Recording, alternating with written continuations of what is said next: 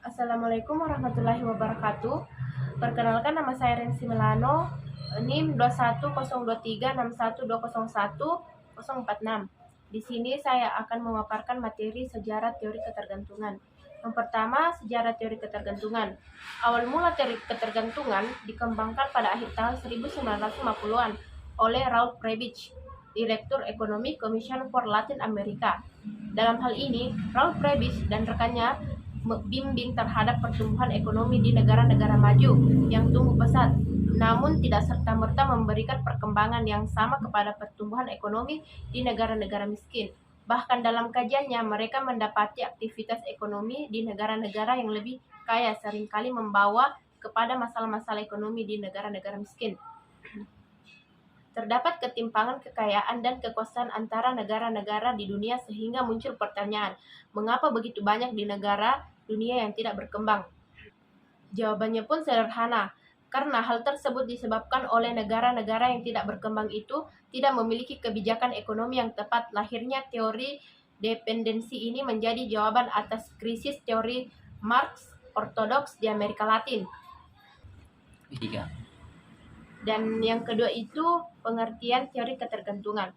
Ketergantungan berasal dari kata dasar gantung yang dalam Kamus Besar Bahasa Indonesia (KBBI) didefinisikan sebagai sangkut kait. Adapun ketergantungan dalam KBBI dirumuskan sebagai perbuatan tergantung perihal hubungan sosial seseorang yang tergantung kepada orang lain atau masyarakat. Keadaan seseorang yang belum bisa memikul tanggung jawabnya sendiri, keinginan mengonsumsi zat adiktif secara terus-menerus dengan takaran meningkat yang bertujuan untuk menghasilkan efek yang sama. Teori ketergantungan atau disebut juga teori dependensi menjadi salah satu alternatif teori yang melihat permasalahan pembangunan dari sudut pandang negara ketiga. Yang ketiga itu ciri-ciri teori ketergantungan. Yang pertama, yang menjadi hambatan bukan kekurangan modal, akan tetapi pembagian kerja internasional. Dengan demikian sumber keterbelakangan adalah faktor eksternal. Yang kedua, terjadinya pengalihan surplus dari pinggiran ke pusat. Dan yang ketiga, pembangunan dan keterbelakangan merupakan dua aspek dari proses global yang sama. Proses global tersebut sebagai proses kapitalisasi dunia.